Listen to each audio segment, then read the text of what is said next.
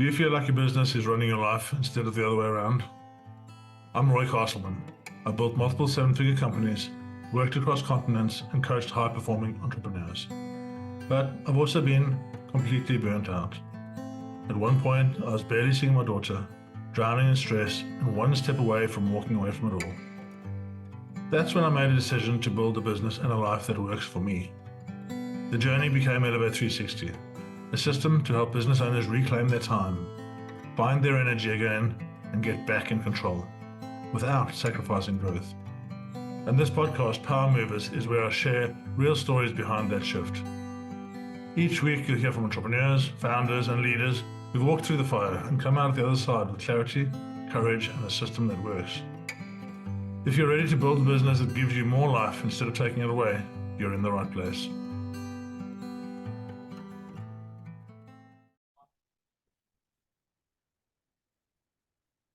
So I'm here today with Stephen, and Stephen's from Quooker. And Stephen is an entrepreneur who I've been following on LinkedIn for quite some time. But more importantly than that, he's actually somebody that we can look up to. He goes out and he does amazing challenges for things he believes in. He has taken his company from the garage to £100 million turnover. Yeah, and he has vision and foresight. So I'd like to welcome you, Stephen, to Power Movers. And let's tell people a little bit more about yourself. Yeah, just a little bit about your journey. Yeah, thank you for having me, Roy. It's good to be with you.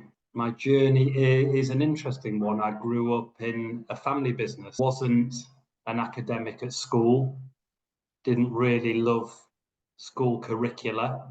But I suppose I'm really fortunate that I had an entrepreneurial father who had his own business. So my destiny was always set for me. So whether I did well or not at school, there was always an opportunity there for me to join a business. And I suppose I see that as an absolutely huge privilege and what I'm thankful and appreciative of every single day. Yes, wasn't an academic, didn't do exceptionally well at school, left school at the age of 16. I went to a boarding school in Yorkshire called Rishworth, which taught me a lot of skills, gave you discipline, made you make yourself presentable.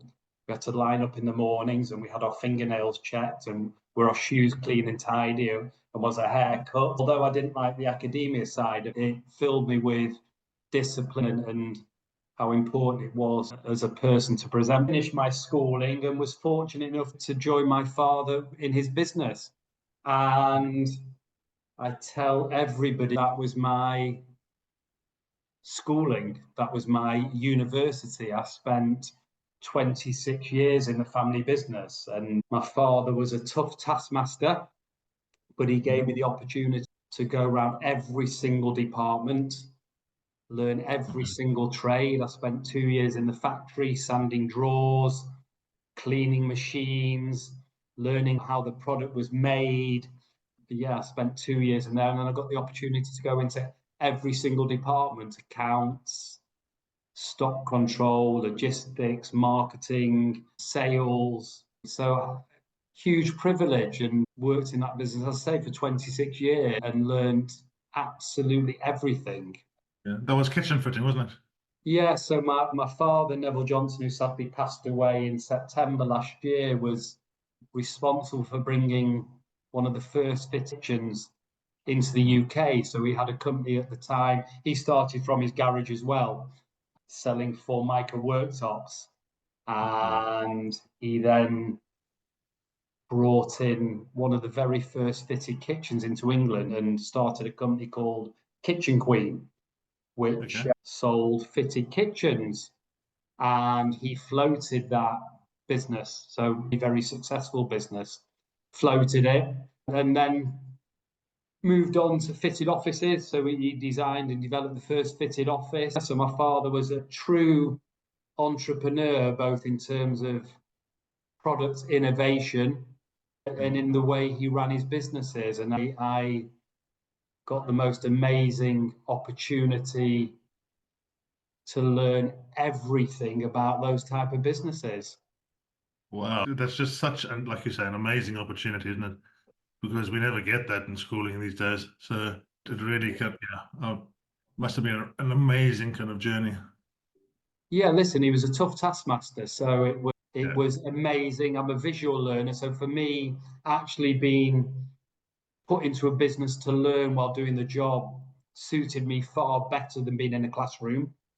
So it really suited me, and it was a tough environment. It was a 1980s business, very Okay. different to today. So the power was not with the people, the power with my father, exceptionally successful, treated people really well, but the business was run in a ferocious Yeah. style, and it was all about performance. And it was in the days of direct selling. So ultimately, your modicum of success was how many kitchens had you sold or how many offices had you sold. And you Yeah. would come into the office in the morning after doing your evening pitches, and you'd line up with your colleagues. And if you hadn't sold one, you would be humiliated. And that ultimately is the way that the businesses in the 80s were run, very aggressively, very performance driven. And as I say, you were treated well if you performed, and the metric of success was principally sales. Yeah. How the world has changed, huh? How the world has changed. Significantly. Yeah. What was Significant. what was your favorite in that journey of that learning everything? What was your favorite department role to be in? I've I gravitated to marketing and sales. Okay. So that for me, I enjoyed the most because I think I saw with that you could really affect the performance of the business through its marketing and how you sold and how you innovated with that. Yeah, so I would say I lent to the side of sales and marketing. But what I would say is the experiences I gained in production. And listen, I don't want to be a factory manager. I don't enjoy working in factories, but learning and understanding the complexity of a production facility and information needed really served me well in developing my sales and marketing role. So it gave me a huge awareness. And the same with accounts. At school, I think I got probably an E in maths, but I sit here today and I can read a set of accounts. I understand a balance sheet, understand cash flow, understand profit and loss. And principally, I learned all that from sitting next to people in the accounts department. So, in answer to your question, sales and marketing are favoured, but I don't underestimate the the fact that I got to spend significant time in all those other departments Yeah. helped me Yeah. become far better in applying sales and marketing tactics in business. And I'm probably 56 now and really fully appreciate what that has helped me achieve. Amazing. I must agree. My first company attempt, I used to work on a mushroom farm. And on the way, I was a packing shed manager at a mushroom farm in South Africa. And I'd get down there in the morning at 3 in the morning because mushrooms don't respect your schedule in any way, shape, or form. And I had these amazing ladies at work packing the mushrooms, and they would sing, and it was just such a beautiful thing.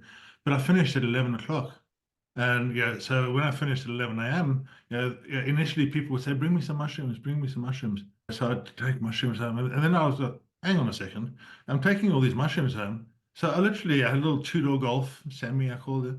And I packed up 20 bags. I spoke to the farmer and I said, "Can I take some mushrooms to sell them?" And he's like, "Yeah." So I packed up my boot full of mushrooms. I started with 20 bags of mushrooms and I bought them for 4 and I sold them for 5. And I thought, I'll just go and try and sell them to some shops. Yeah, and I just went out door to door. And that's baptism in fire. That really is a baptism in fire.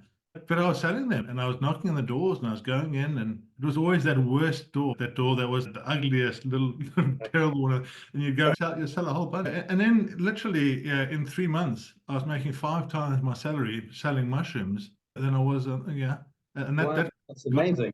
got me into my first, my first entrepreneurial role. Just going Yeah, out in mushrooms. So, yeah. yeah, really interesting. Really interesting. And then I suppose you say when you come from that background, when you've done the manual labour yourself, so you working on the mushroom farm, or me, I remember fondly, I used to work in the factory and we had in the day a timber drawer, we had a wooden drawer box, which was one of our USPs. It was a timber dovetail drawer box, and that really added value to the sale. But I used to make those in the factory, and we used to sand them by hand. So when I went to selling the product, I could really resonate with the customers and say, what goes into this drawer box is I ended up at the end of the day with hands that were cut to pieces, and that it really benefited me understanding the production values that I could then take into the sales role to add value to the sales process. And I think that is, I think modern day, there aren't many of these family businesses around where you get to learn all the different departments or experience all those different things. So I find myself as really fortunate to have been able to grow up in that environment, and really fortunate. Another way you're so grateful for things, because I think so often we forget where we come from, or people forget where they come from. They don't honor the past, and it's just so important. Yeah, listen, I suppose people would look at me as a privileged individual. I went to grammar school, went to boarding school, grew up in a family where I didn't had all the material things that I wanted, but I really valued the learning that I got in the business. And for me, I will never, ever forget that. And I take that through into every day. I'm really appreciative for the simple thing in life. And it's fun in my business here, our colleagues get their lunches paid for. We do that as a staff perk, that if anybody works in my business, we pay for the lunch. And I sometimes go out and I think, do they really appreciate it? And me, I'm running the business at a £100 million business now. And still, when I go and get my lunch that's paid for by the business, I think, wow, that's amazing. So I'm really grateful. I take time to be grateful for all those things. I think it's really important, and to never forget them or take them for granted. And I often say that I was hugely privileged and really appreciative of that. One of the things that always excites and inspires me is when, as entrepreneurs, what we do is we start somewhere and we have an idea. We have to take a step and actually start. So at some point, you've got all this experience, you're working with your father, and you decide, I'm going to go out and I'm going to go and do it myself. Tell me a little bit about that journey and how you started. I talk to people a lot about family businesses because they're quite difficult environments. For me, I always say to people, you're the boss's son. So if you do, it's expected you're going to do because you're the boss's son. Yeah. And if you don't do well, you're only there because you're the boss's son, so it doesn't matter. So for me, the family business environment was hugely, as I say, it was a huge privilege to learn in that environment. And I got opportunities because it was a family business that probably my academia wouldn't have granted me in other people's businesses. And I'll come on to that, because when I left my business, I went looking for a job and it was a difficult experience. But I suppose you develop your own thought processes and your own personality. And when I started in my dad's business at 16, 17, I was learning. And as time evolved, as I matured in that business and watched how it developed, there were certain things that I used to think to myself, I'd probably do that a little bit differently, maybe. Maybe achieve a better outcome by doing something differently. So as successful as I was in my father's business, and as successful as the business was, I don't really feel that I proved myself or as my own person. And the other challenge is always being in your father's shadow and people not seeing you for who you are. Although I was my father's son, I had a completely different personality to him and a different way of working. And it was very difficult to get people to see you for who you were and respect you for your achievements when you're in that family business environment. in your father's shadow. Now, that's not to say he cast his shadow far and wide and made everybody think that I was there because of he, but it was just the perception of everybody within the business, or the suppliers or customers you spoke to. You were the boss's son, and therefore I found it difficult to have my own personality and identity. Ultimately, we sold the business as a successful sale, and I decided at the time that I wanted to go and work for somebody.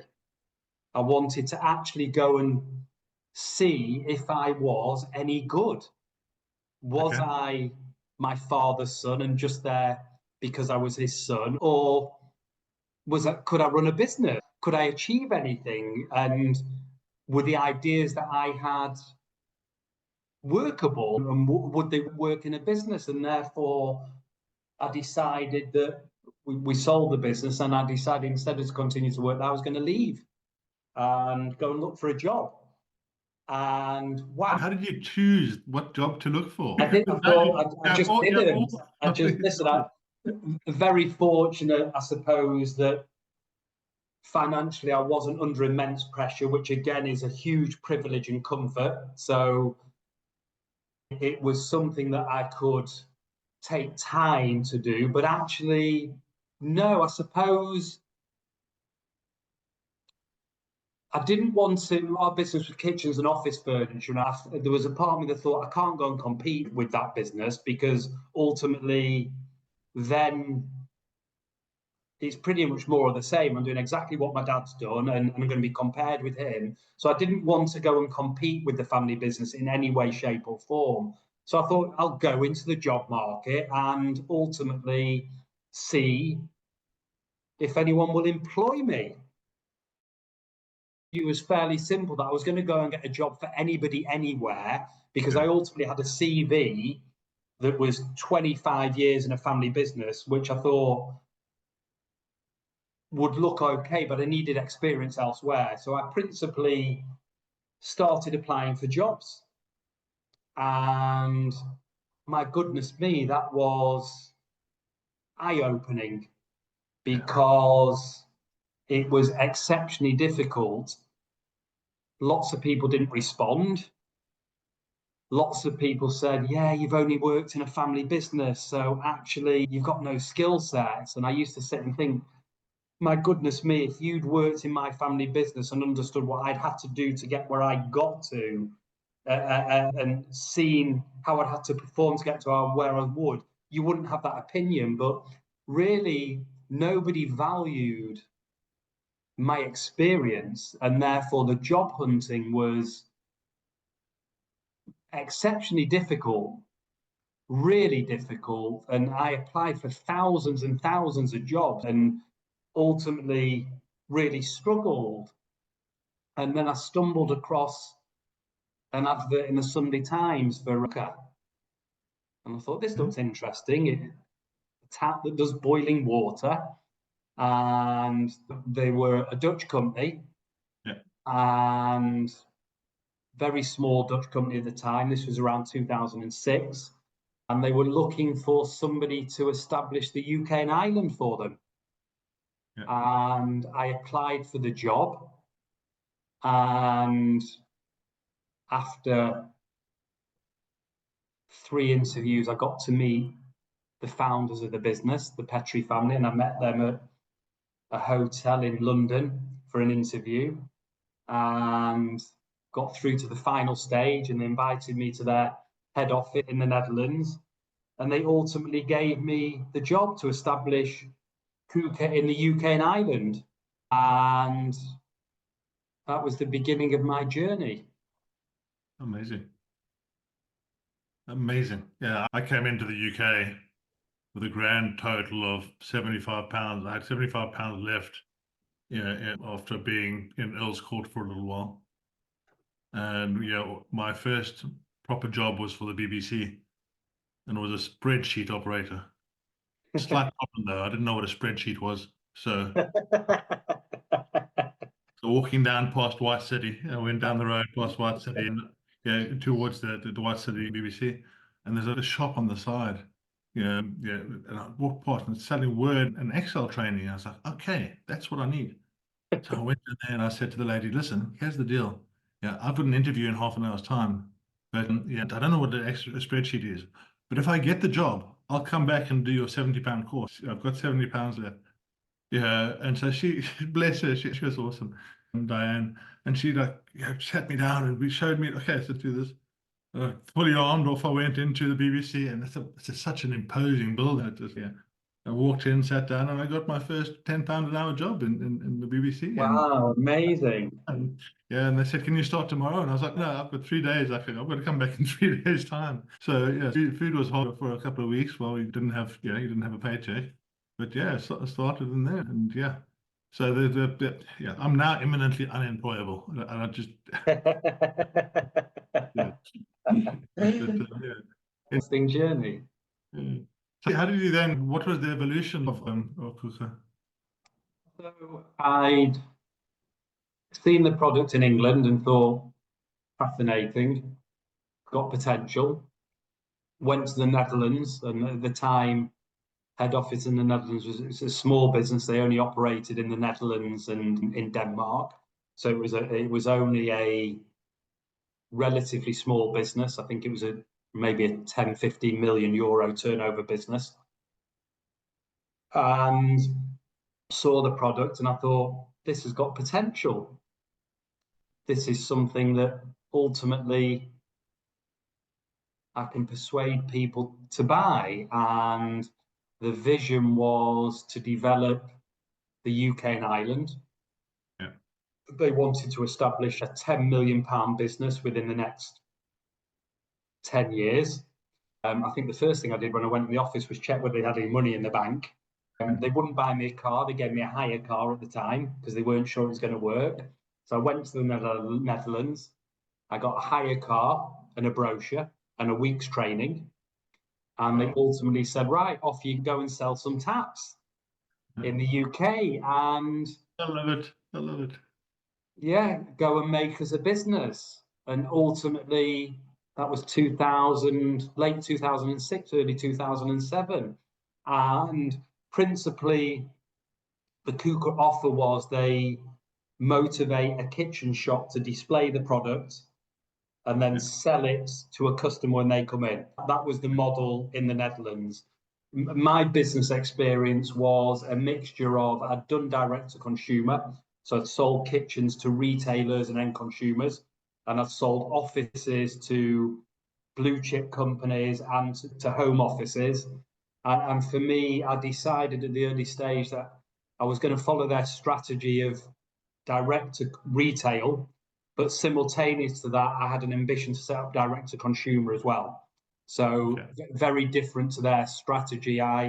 They had a single strategy. It was my intention to have a dual strategy, but principally year one, used to go to Holland. So on my first week, I picked up 30 Quookers, used to go and pick them up, drive them back to the UK. It was a 11-hour trip door to door. So I'd go and pick up 30 Quooker, and people say to me, why was it 30? And I said, that's all that would fit in the car. And I plotted all the kitchen shops in the UK.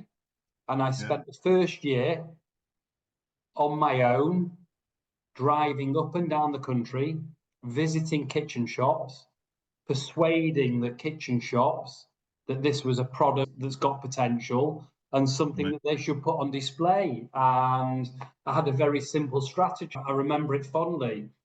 I sold 333 displays in my first year. So my strategy was every customer I went to see, I wanted to sell them a Quooker for their showroom to display, one for home, so they'd be using it at home, and I would always leave them one on the shop floor to sell to the next customer. So every appointment I went to, my objective was to principally, I say sell, we offered a discount on the, ultimately when we started, we offered a displaying discount, which is the same, so it was half price. So principally, my objective was to visit as many dealers as I could, and a successful outcome of that meeting would be to leave them with 3 Quookers, one for display, one for the shop floor, and one for the house. And that is how I started the business. Wow. Simultaneous to that, I needed to motivate the dealers to sell the product. So I needed customers to, I thought that the best way to motivate a dealer to sell it is to get customers to go in and ask for it. So I thought, how am I going to get customers going and ask for a product that people don't know about? So I persuaded the owner, Walter Petrie, who still runs the business today, to allow me to do a few adverts. And at the time, it was a very frugal business. Principally, you operated within the cash reserves you had. I think we established the business in the UK with 50,000 capital, and ultimately you couldn't you had to work within, principally you had to work within your capital constraints. And I managed to persuade him to allow me to do some small adverts in local press. So what I would do is target an area where I've been successful in leaving a number of products, and then advertise in that area for customers to go and see at the kitchen shop. And that principally got the ball rolling. But what was really interesting and helped me, when I put those adverts in, I got customers phoning me that didn't have a kitchen that wanted a tap. So by deploying that strategy, what I simultaneously did was also grow direct to consumer, because I was putting an advert in the paper, and if the customer didn't want a kitchen, I would sell them a tap for home. So I'd like to claim that was my strategy, but actually it just came out of what I did. And ultimately, that gave me the foundations to develop and grow the business. And ultimately, from that point on, it's continued to grow in that way. And therefore, so yeah, my first year, I sold 1,000 systems, 999 actually, which was made up of 333. One more. Huh? 333 for the shop floors, 333 for the dealer, and 333 for display. And those were the foundations on which I grew the business. Every time I'd sold my 30, I used to sit with, I worked from a home office. So we didn't invest in an office. I worked from my IKEA desk at home, built the business from there. So I used to travel during the night, visit my customers during the day. And then every time I'd sold my 30, I'd drive back to the Netherlands, taking any return stock back and picking up another 30. And that's how the business started. I think you said something earlier on that really resonated. The sales is the one thing that can really drive a business forward. And the lessons that I'm taking and the lessons that I've taken from the sales journey, you went into and sold to 111 shops. And from that, though, you must have gone to 500 shops, or there must have been, it's that you have to be thick-skinned enough to keep on going there. I've got a tenacity, and for me, ultimately, having got the job, it was then for me to be successful. And therefore, I have no boundary if I set myself a target or a focus, then ultimately I'm going to achieve it, because if I don't, I've only got myself to blame. So I wouldn't drive and visit as many showrooms as I needed to until I'd absolutely sold that product. And that, for me, I suppose it's a good personal attribute to have. Failure wasn't something I would accept ultimately. And the product is amazing. To ultimately go and present this product to people, and it's an incredible product, but I was faced at the time with people, I hit a lot of barriers and a lot of hurdles. People saying to me, it's madness, it's dangerous, it's never going to work. I've got a kettle. So you have to be very single-minded and also be able to take lots of knocks, because I might have been into 5 showrooms before I get to a successful one, and I get thrown out of certain showrooms, and it was really challenging, but I was proving to myself ultimately, could I make it a success? And it was for me to achieve that. And I suppose I saw myself as fortunate because my targets were identifiable. Ultimately, I wanted a kitchen shop on a high street. So actually, I wasn't struggling with where to go or having to pick up phones. I could get in my car, drive into the centre of, could be Nottingham, Manchester. I'd go to a different area each day and spend those days doing 6, 7, 8, 9 appointments going into kitchen shops. Yeah, that was how it all began. Amazing. So take you further now, and you've built, what looks like an amazing company to work for. And I really appreciate one of your posts I saw the other day. You had an interview with somebody, and they asked what the most important thing was. Yeah, and you said health. Yeah, and that just really, really resonated with me. And that's one of my big missions is for business owners to understand that they don't have anything if they don't have their health. Yeah, they really don't. Yeah, and that's just. How did you get that philosophy? Because listen, two philosophies I took from my father's business. One is we looked after our people in a financial way and rewarded them for success, but I don't think we looked after them emotionally. And they were driven to perform, and if you didn't perform, you got sacked ultimately. But I have to say, and I'm very careful, that was what business was like at the time. Ultimately, we weren't a strange business, but that's how business worked. You were successful, you were rewarded well, and if you weren't successful, you got sacked and out the door. And I always used to think to myself, what if you treated people, what if you took the person that wasn't performing well and actually helped them address that underperform in a positive way? And the other thing that I always thought was,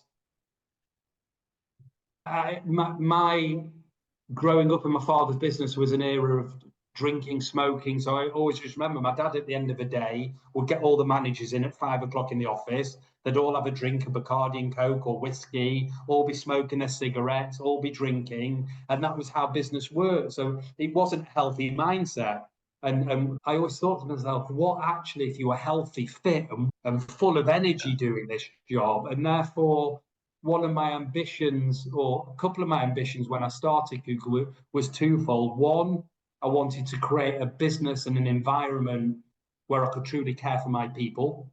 And secondly, I wanted a business and environment that really took care of health, both mentally and physically. And I'm very careful to say that because ultimately I've arrived at a position now where I can achieve that, and I'll explain how I achieve it. But fundamentally, if you don't have a successful business, you can't do any of what I want to do. So ultimately, it was very clear to me that actually I had to sell taps, I had to give an amazing service, and I had to make profit, because ultimately, if I didn't do that, I couldn't do anything else. So ultimately, the first thing for me was create a business, create a brand, and make it successful.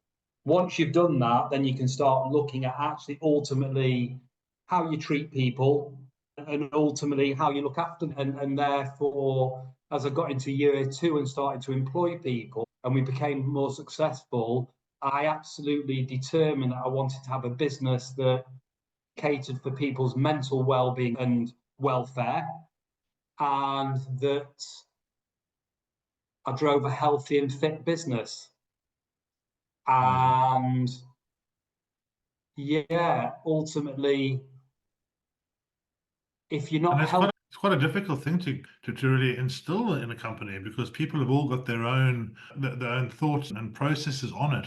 They know they should be healthy, but do they want to be healthy? And you can't force it. As a business owner, you can't force it. You have to lead by example. Right? Nothing is forced. So for me, it was a case of leading by example. And everything I do at Quooker is optional. Yeah. But if I talk about health, what I would explain to people is ultimately, ahead of everything, if you are not if you're healthy, you've got lots of issues you can deal with every day.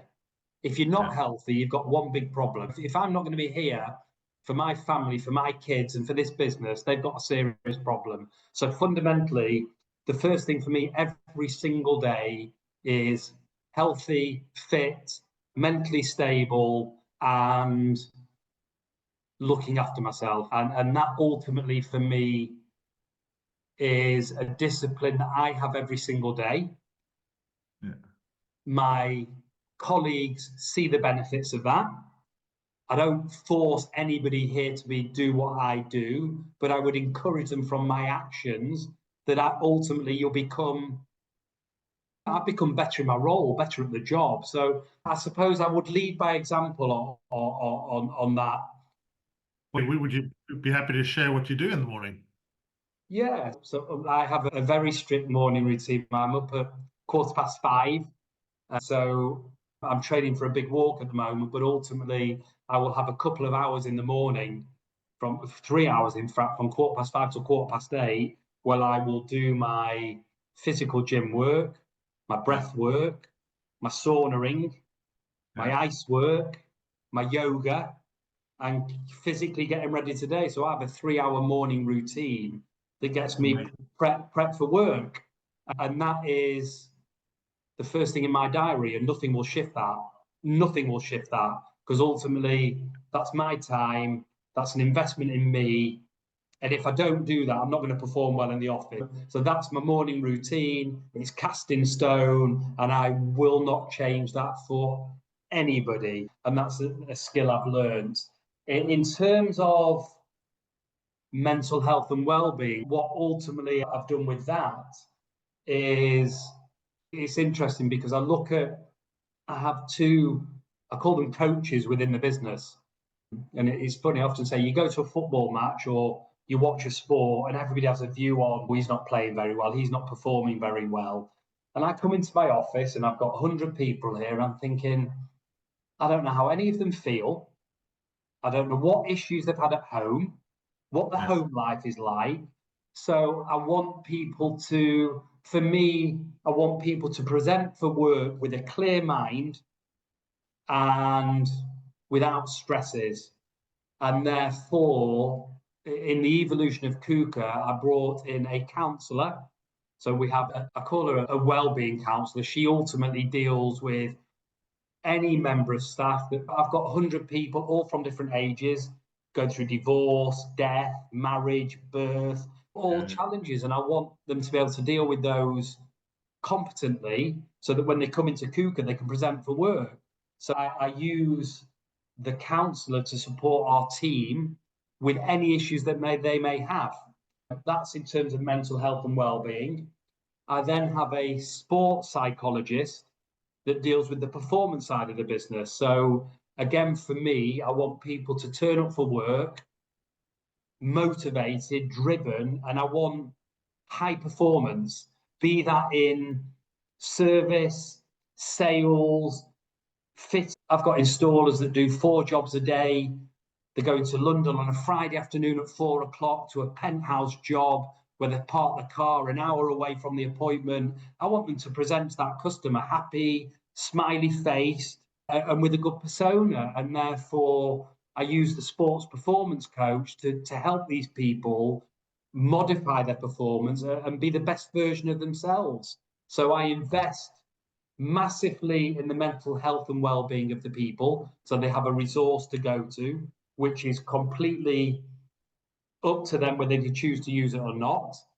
And I have the sports psychologist that will work with every member in the business to help them get best outcome. And that might be, there might be a staff member that has an issue with me and might not understand me or might not like what I've said to them, and they therefore have 2 people that they can go to that they can discuss it with, and then they can approach me on it. So I work tirelessly to provide a business where people feel mentally strong and healthy and fit and feel that they can perform in their best way. And I caveat by saying I see that as a huge privilege as well. I've had to build a business that can afford to do that. And I'm very careful to say you can only deploy these things in the business if it's successful. But I've got to say, of all my achievements at Quooker, bringing in those 2 resources and supporting my team with them are probably 2 of my proudest moments. And If I ever wasn't at Quooker and started another business, I would have an ambition to bring in that type of support. And that's always something that I'd want to do. And I'd always, in my dad's business, thought, would it work? And what's been really exciting and motivating is to be able to take that idea that I had in my dad's business, evolve Quooker so I can implement it here and think, my goodness me, it does work. If you actually look after people and treat them well, you get a better performance than that. And if you don't, and if they're healthy and fit, they perform better. And they're happy, and that's so important, right? Yeah, absolutely. I want a happy team. I want a happy team, and you have to create an environment where people can be happy. Yeah. So we're getting short on time, and I really want to touch on your passion at the moment. I was totally blown away. 1,000 miles in 31 days, and then now you have an even bigger challenge. And I know this of deep in the heart. Yeah. So for me, life is about giving a bit back. So there's two things that I carry with me every day. I see my opportunities with my father as a huge privilege. And therefore, in my business, I am always keen and always give opportunities to as many people as I can, whatever age, whatever background. And for me, I do that because I ultimately was privileged. So I do that. The second thing is I see myself as being really fortunate, and therefore I like to be charitable and give a little bit back. So last year, sadly, I lost my mother as an 18-month-old. And last year I decided to do a walk in her memory for a charity called Grief Encounter.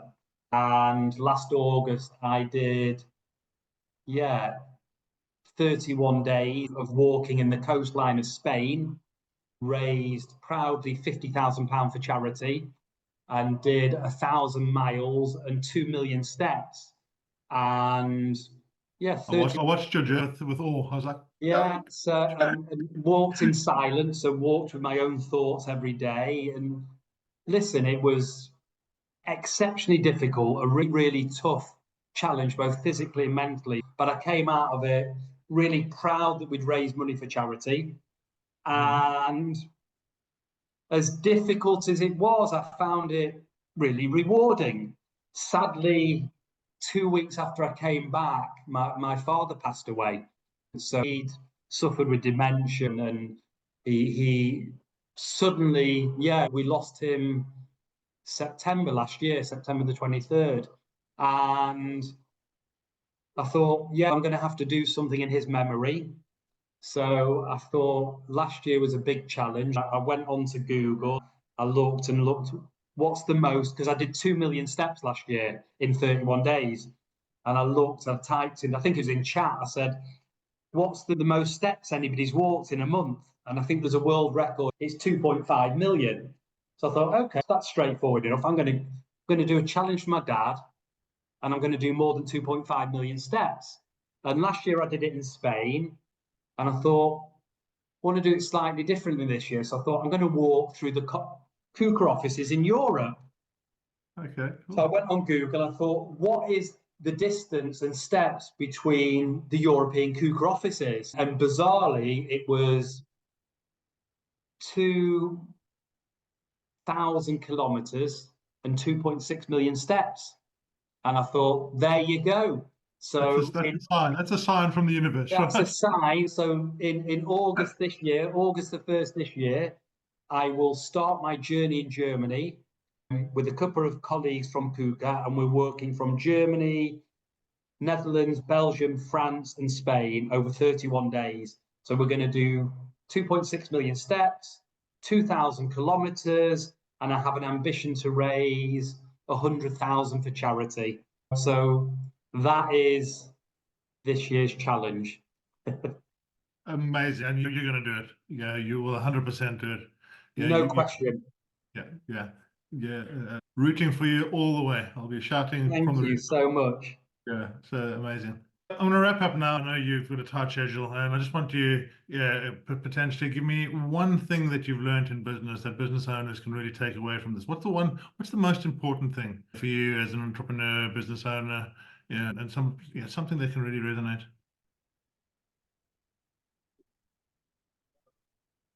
Understand your people and be kind.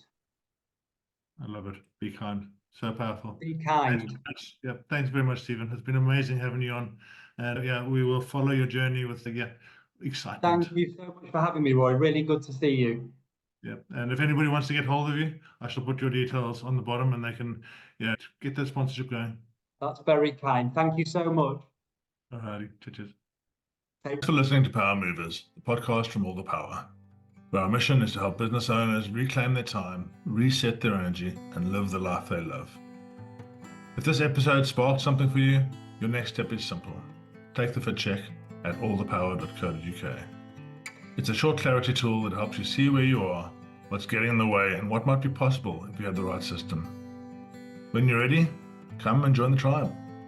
Power Movers start with our signature framework called Elevate 360, a system built to help you escape survival mode, create structure, and move forward with power. Just remember, everything we share here is based on real stories, experience, and frameworks. It's not personal business advice. Always speak to a coach or advisor before making big decisions. Because in the end, it's about more than business. It's about building a life that you actually love. I'm Roy Castleman, and I'll see you in the next episode.